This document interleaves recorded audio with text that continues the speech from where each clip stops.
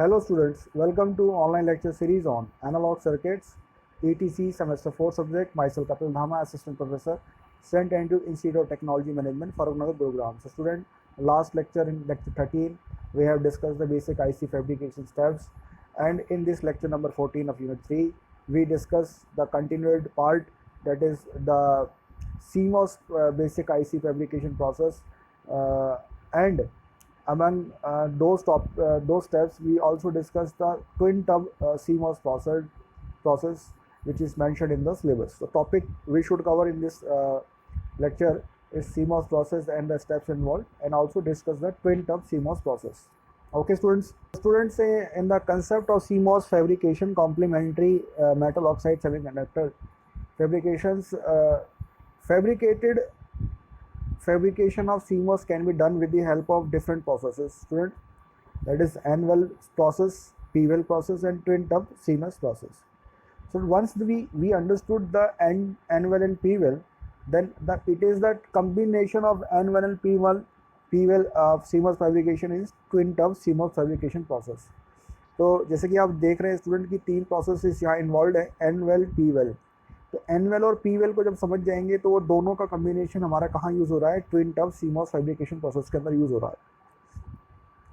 तो जैसे कि यहाँ लिखा हुआ है कि there are various in steps involved during the CMOS fabrication. So it can be CMOS can be obtained by integrating both NMOS and PMOS transistor on the same chip. That is the main quality of a CMOS, कि आप NMOS को और PMOS को आप एक ही chip के अंदर NMOS और P दोनों को ही एक चिप के अंदर आप फैब्रिकेट कर सकते हैं. तो for integrating the NMOS and PMOS devices on the same chip, special region called as wells. तो वेल यहाँ पे एक रीजन दिखाया गया है कि इन N और P रीजन को अगर आपने फैब्रिकेट करना है एक सिंगल चिप के ऊपर, तो वेल और tubs are required in which semiconductor type और सबस्ट्रेट टाइप और अपोजिट टू ईच अदर, जिनको भी आपने फिक्स करना है उनके लिए एक स्पेस बनाया जा सके. तो a P well has to be created on a N substrate. तो देखिए, यदि आपको पी वेल का एक बनाना है CMOS, तो आपको एन सबस्ट्रेट यूज़ करना पड़ेगा, और अगर आपको एन वेल बनाना है तो आपको पी सबस्ट्रेट यूज़ करना पड़ेगा. तो चलिए स्टूडेंट देखते हैं कि किस तरह के स्टेप्स इन्वॉल्व हैं during the fabrication of CMOS. So let's see step by step. In the first step, we have a substrate. Initially start the process with the P substrate. तो हम इसको N well की तरह बना रहे हैं, तो N well के लिए हमारे को चाहिए P substrate. तो P substrate हमने लिया एक स्टार्टिंग में. उसके बाद सबसे दूसरा जो स्टेप इस पर इन्वॉल्व है, that is oxidation process. High purity oxygen and hydrogen which are exposed in an oxidation furnace approximately 1000 degree centigrade. तो जैसे कि आप देख रहे हैं स्टूडेंट कि सबस्ट्रेट के ऊपर हमने ऑक्सीडेशन का जो लेयर है यहाँ पे हमने डिफाइन कर दिया. ओके, तो उसके बाद हमने क्या किया स्टूडेंट, जैसे हमने फर्स्ट स्टेप के बाद पी सबस्ट्रेट सेलेक्ट किया, उसके बाद ऑक्सीडेशन सेलेक्ट किया, उसके बाद हमने क्या किया, फोटो रेजिस्ट लगाया. ठीक है, तो इस पर लिखा क्या है कि a light sensitive polymer that softens whenever exposed to light is called photoresist layer. It is formed over the oxidation layer. Okay students, in the next step we do the process of masking. The photoresist जो part है वो exposed होगा ultraviolet rays के through the N-well mask.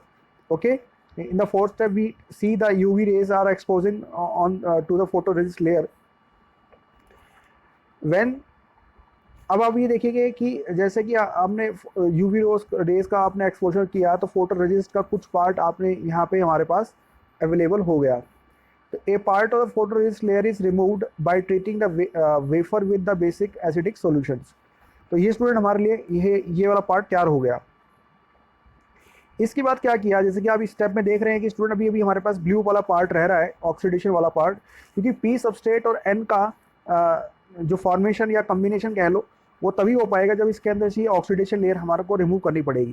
तो oxidation remove करने के लिए हम क्या करेंगे, silicon dioxide using itching process, removal of silicon dioxide using itching process वाले स्टेप में हम क्या करेंगे, ये ब्लू वाला पार्ट भी हमने क्या कर दिया स्टूडेंट, रिमूव हो गया. तो इस remove through an open area made by the removal of photoresist using hydrofluoric acid. Hydrofluoric acids के द्वारा आपने ऑक्सीडेशन वाले इस पार्ट को भी आपने इच आउट कर दिया। तो स्टूडेंट आप ये पी सबस्ट्रेट देखेंगे कि इस रीजन में बिल्कुल डायरेक्ट कांटेक्ट में आ गया है। ओके, अब हमारा काम था जैसे हमने पी सबस्ट्रेट तैयार कर दिया है, तो अब हमारा क्या कहता है, फोटो रेजिस्ट को भी हमने क्या कर दिया, रिमूव कर दिया। तो entire photo resistance layer is stripped off. अब हमने क्या करना है, अब हमारे क्योंकि ये एनवेल सीमॉस बना रहे हैं, तो पी सबस्ट्रेट हमने लिया, तो हमारे को क्या चाहिए इस वाले स्टेप में, ये वाला एनवेल चाहिए। तो by using the ion implantation और डिफ्यूजन प्रोसेस एनवेल इज फॉर्म। तो आयन इम्प्लांटेशन और डिफ्यूजन प्रोसेस के थ्रू हमने यहाँ पे ये एनवेल का फैब्रिकेशन यहाँ पे कर दिया। इसके बाद हमने क्या किया, अब आप देख रहे हैं कि पी सबस्ट्रेट के अंदर एनवेल हमने लगा दिया है, इस सबस्ट्रेट के अंदर हमने एनवेल का फॉर्मेशन कर दिया है। तो अब हमने जो हमारी ऑक्सीडेशन लेयर थी उसको भी हमने क्या कर दिया स्टूडेंट, रिमूव कर दिया with the help of hydrofluoric acid. अब इसके बाद हम देखेंगे डिपोजिशन ऑफ पॉलीसिलिकॉन। अब क्योंकि अभी हमने क्या करना है, एक डिपोजिशन करना है पॉलीसिलिकॉन का। अब वो किसके थ्रू होगा, CVD process, chemical vapour deposition process, जो कि यूज करते हैं deposit very thin layer of gate oxide. तो जैसे आप देख रहे हैं कि ये एक गेट ऑक्साइड जो बीच में लगी हुई है, ये एक बड़ा इंपॉर्टेंट थिन लेयर की गेट ऑक्साइड बनाती है। ओके स्टूडेंट्स, फिर हम क्या करेंगे स्टूडेंट, जैसे कि आप इस स्टेप में देख रहे हैं कि polysilicon through out the surface के ऊपर बिछी हुई है। तो हमारे को अब अपने टर्मिनल्स बनाने हैं। तो हम क्या करेंगे, जो हमें जहाँ हमें टर्मिनल चाहिए वो पार्ट हम रख लेंगे, बाकी वाले पार्ट्स को क्या करेंगे, रिमूव कर लेंगे। जैसे कि इस डायग्राम में आप देख रहे हैं स्टूडेंट, तो एनवेल के लिए हमने एक टर्मिनल बनाया और पी सबस्ट्रेट के लिए डायरेक्ट जो है हमने एक सबस्ट्रेट ना रखा है। ये वाला टर्मिनल इसके लिए पी सबस्ट्रेट के लिए और ये एनवेल के लिए, क्योंकि ये वाला जो टर्मिनल है ये डायरेक्ट कॉन्टैक्ट एनवेल के है और ये वाला जो है पी सबस्ट्रेट के लिए। बाकी जो पार्ट था वो हमने रिमूव कर दिया। तो except 2 small regions required for forming the gates of the NMOS and PMOS, the remaining layers are stripped off. Now in the next step we have the oxidation process. तो oxidation process में आप जैसे कि देख रहे हैं कि हमने क्या कर दिया, जब सारा हमने रिमूव कर दिया फिर हमने इसके ऊपर एक ऑक्सीडेशन का प्रोसेस किया। तो ऑक्सीडेशन की लेयर हमने यहाँ पे फॉर्म करी on the thin of this layer with 2 small region for the formation of gate terminals of NMOS and PMOS। फिर हमने मास्किंग किया एन डिफ्यूजन के लिए। तो जैसे आप देख रहे हैं स्टूडेंट कि मास्किंग में पहले वाले जो स्टेप्स में क्या था कि यहाँ में हमने ये टर्मिनल्स पूरी ऑक्सीडेशन कर दी थी। अब हमने क्या किया, पी सबस्ट्रेट के लिए हमने N+ ये वाला डिफ्यूजन लिया और यहाँ पे हमने N+ लिया। तो by using the masking process small gaps are made for purpose of N diffusion. तो एन डिफ्यूजन हमने यूज़ किया फॉर पी सबस्ट्रेट और एनवेल के लिए। और एन टाइप के लिए हमने N+ डोपेंट आर डिफ्यूज और ion implanted and there are N+ are form for the formation of the terminals of NMOS। अब दूसरा देखेंगे कि ऑक्साइड स्ट्रिपिंग जो होगी, जो हमने बनाई थी, अब हमने उसको भी स्ट्रिप्ड ऑफ कर दिया। जैसे कि इस स्टेप में देख रहे हैं स्टूडेंट कि अभी हमने N+ का ही डिफ्यूजन किया है। अगले स्टेप में जैसे कि जब हमने ऑक्साइड की लेयर हमें हटा देंगे तब हम यहाँ यूज़ करेंगे स्टूडेंट पी डिफ्यूजन का। जैसे कि आप यहाँ देख रहे हैं ये वाला, इस पी डिफ्यूजन में, तो एनवेल में पी डिफ्यूजन हो जाएगा और पी सबस्ट्रेट में पी डिफ्यूजन हो जाएगा। ओके, तो ये हमने इस वाले स्टेप में कर दिया। Now in the next step, जैसे ही आपने सारा देखा, अब हमने क्या किया, एक थिक फील्ड ऑक्साइड की लेयर हमने यहाँ पे फॉर्म करी all region except terminals of the PMOS and NMOS.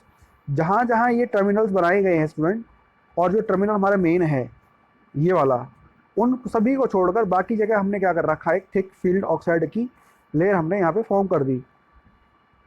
उसके बाद इस स्टेप पे देखिए स्टूडेंट कि इतने स्टेप के अंदर, ये वाले इतने स्टेप के अंदर फिर हमने एक मेटल की एक लेयर चढ़ा दी जहाँ जहाँ हमारे को ये दिख रहा है। ये देखिए इस स्टेप में यहाँ पे ये हमने एक मेटल की लेयर ब्लू लाइन में यहाँ चढ़ा दी, स्पटर्ड।